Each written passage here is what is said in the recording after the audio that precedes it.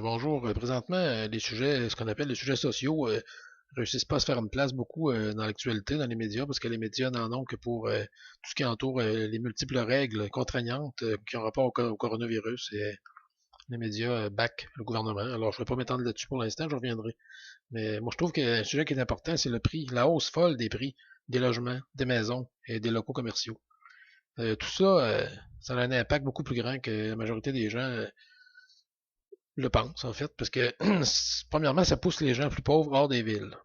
Si on prend les plus grandes villes, que ce soit au Québec, à la grandeur du Canada ou ailleurs dans d'autres pays, c'est ce qui se produit partout. Les gens plus pauvres sont poussés hors des villes, particulièrement les gens qui vivent seuls, ou même à deux et qui n'ont pas des gros salaires. Ils n'ont pas le choix. Il faut qu'ils se trouvent une maison ou un appartement dans une beaucoup plus petite ville, loin des grands centres. Alors, s'ils travaillent dans les grands centres, ça implique qu'ils ont des déplacements à faire qui sont longs en auto pour aller à leur travail parce qu'ils n'ont plus les moyens de vivre en ville. Et si on regarde au niveau des locaux commerciaux, ben, on entend souvent, bon, moi j'ai souvent entendu ça, particulièrement sur les radios, là, on parle de la baisse de popularité des boutiques dans les centres d'achat, la fermeture éventuelle des centres d'achat.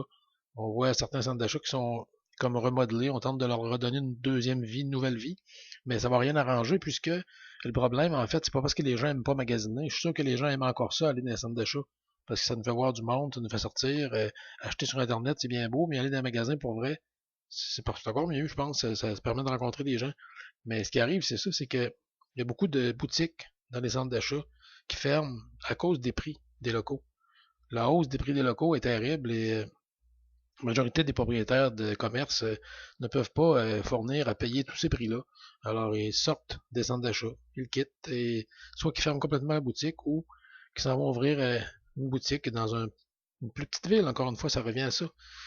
J'en ai vu une boutique que je connaissais qui ont fait ça. Les autres, ils ont fermé dans le centre commercial, sont ouverts une boutique dans un village, carrément. Et les gens, soit qu'ils se retirent du monde du commerce ou qu'ils doivent faire ça, parce que ce sont les prix qui sont trop hauts. Et moi, je me demande comment ça que les gouvernements actuellement ont le droit de décréter toutes sortes de, c'est pas vraiment des lois, ce sont des décrets, toutes sortes d'ordres qui disent aux gens quoi faire, quoi ne pas faire, à quelle heure se coucher, où aller, où ne pas aller, quelle piqûre recevoir et quelle ne pas recevoir. Et pendant ce temps-là, ils n'ont pas la capacité de décréter une baisse des prix au niveau des appartements, des maisons et des locaux commerciaux. Ça changerait énormément la société. Ça redonnerait des chances à bien des gens s'ils décrétaient à ce niveau-là. Parce que vraiment, les propriétaires, eux, ont profité du fait que personne ne les empêchait de le faire pour hausser les prix de manière exagérée au cours des 4 ou 5 dernières années. Maintenant, ben, c'est rendu inatteignable pour les gens qui ne sont pas riches. Mario, merci.